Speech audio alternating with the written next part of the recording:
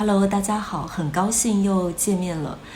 不知道你们在说中文的时候，脑子里会不会先有自己的母语，然后再把母语翻译成中文呢？那如果有的话呢，其实也是很正常的，特别是在刚刚开始学习中文的时候。我觉得每个人都会有这样一个过程，我自己也是一样的。那我不过比较有意思的是，就是当我在说法语的时候呢，我脑子里想的是英语而不是中文，可能是法语和英语比较像吧，就更加接近一点。那从英语翻译成法语的话，对我来说更简单。虽然在脑子里把母语翻译成中文这样的方法，也是可行的，但是速度非常的慢，而且往往呢说出来的中文也并不是那么的地道。那今天呢，我就想给大家分享几个小技巧，或者说给大家几个小建议，帮助大家用中文进行思考。说中文的时候呢，可以脱口而出，不需要在脑子里面做这种翻译的工作了。第一个小方法呢，就是沉浸式学中文。什么是沉浸式学中文呢？我们先来看一下沉浸这个词的意思。那沉浸这个词原意呢，就是把自己完全泡在水里面。那现在呢，我们也用这个词来表示处在某种气氛或者状态当中。那沉浸式学中文呢，就是把自己完全的泡在中文里面。你可以把自己的手机调成中文的。那家里有各种各样的小电器，如果有中文模式的话，把它们全部调成中文模式。那如果你想看书，你就看中文书；如果你想听新闻，就听中文的新闻。那如果你想放松一下，听听音乐，看看电影，那你可以听中文歌曲，看中国电影。去超市之前呢，你可以列一张中文的购物清单。那如果你有写日记的习惯，就用中文来写日记。那你想给我留言的话，你也可以用中文或者是拼音，那一样的，我也会用中文来回复你们。这个呢，就是沉浸式学习。即使你不住在中国，你一样也可以这么做，不是吗？在我的 Patreon 上面呢，有非常多的学习资料，你们都可以用起来。第二个方法呢，就是自言自语。其实在之前的视频当中，我已经跟大家推荐过这个方法了。如果在你的身边没有很多人可以跟你说中文，那你只有自己跟自己说中文了。你可不要小看这个办法，因为我就是靠这个方法考出了法语 B2，而且呢，我觉得这个方法对内向的人非常的友好，因为你不需要红着脸去跟别人说中文了。如果你想练习对话，那么你就可以想象自己在和一个中国朋友聊天，你们可能会聊一聊这个周末你做了什么，或者下一个周末你有什么安排。想一想他会问你一些什么问题呢？然后做自问自答的练习。另一个自言自语的方式呢，就是你可以描述你所看到的东西。那在我的中文课当中呢，我经常会和我的学生一起做这样一个练习，就是描述一张图片，从这张图片你看见什么。那其实这样的练习呢，你们自己在家里也是可以做的，甚至随时随地都可以做。比如说你去一个咖啡店，你就可以这样描述：这个咖啡店很小，但是非常的精致。每一张桌上都放着绿色的盆栽，让人有一种轻松的感觉。这里的咖啡师呢，是一个长得很高的男人，有着温暖的笑容。这里的咖啡非常的香，配上羊角面包，给人一种满满的幸福感。你看，就是这样描述的。那刚开始的时候呢，你可能只会用很简单的词语、很简单的句子去描述，然后慢慢的呢，你就会发现你可以加入一点形容词啊，让自己的句子丰满起来。第3个小方法呢，就是在睡觉之前回顾自己的一天。那在这里呢，我想推荐大家用书写的方式，就是把它写下来。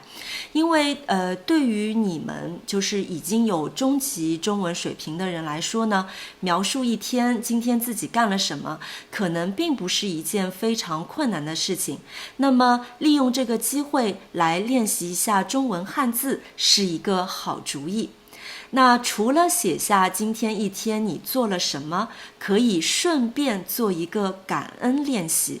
感恩练习呢，就是想一想今天发生的哪些事情是值得你去感恩的。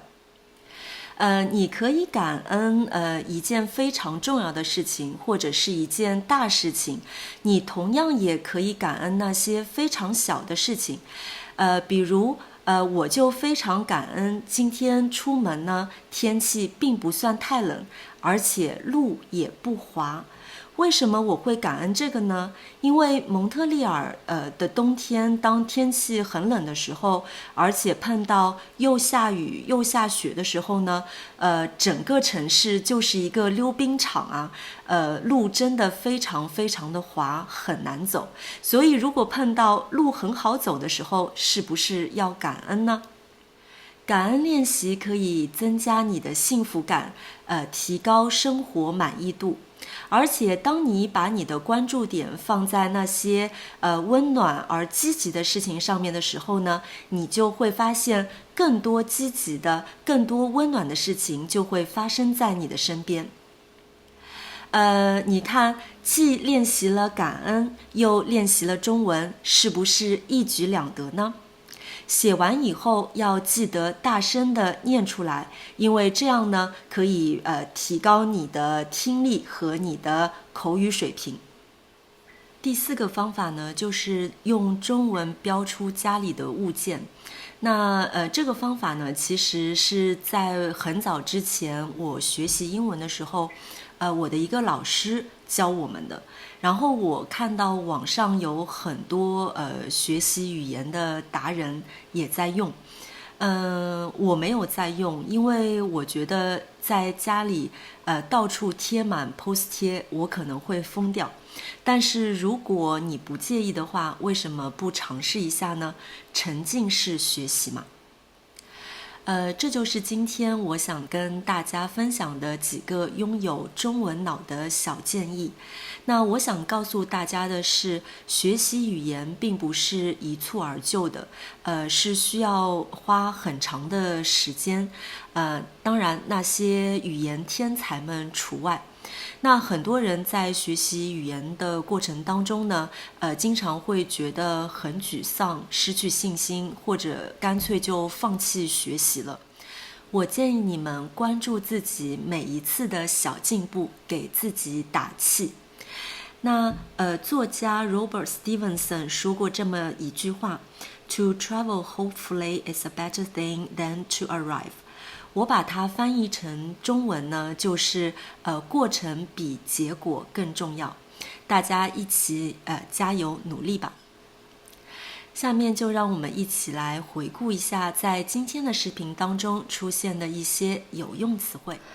可行的，行得通的，可以实行的。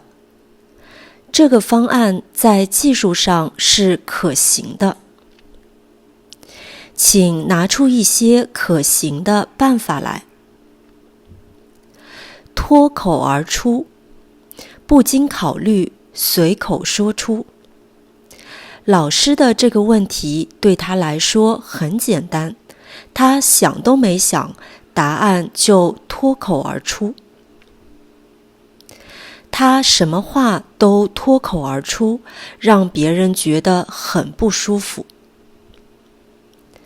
沉浸，处在某种气氛或状态中。圣诞节到了，大家沉浸在节日气氛中。丈夫死后，她一直沉浸在悲伤中。小看、轻视、看不起、看低。她是名牌大学毕业的，你可别小看她。别小看这个设计，用处可大了。随时随地，任何时间、地点。把钱准备好，我随时随地要用。只要你们想，随时随地都可以练习中文。一蹴而就，踏一步就成功，比喻事情轻而易举，一下子就成功。学习是一个慢慢积累的过程，不能一蹴而就。打气，把气体压入需要充气的物体内。自行车胎没气了，需要打气。打气的另一个意思是比喻给人鼓励。啦啦队在场边给球队加油打气。中文真难啊，还好有老师一直给我打气，我才坚持下来。这就是今天视频的所有内容了。你们可以到我的 Patreon 上去下载今天视频的文本和词汇列表。非常感谢你的收看，我们下期再见。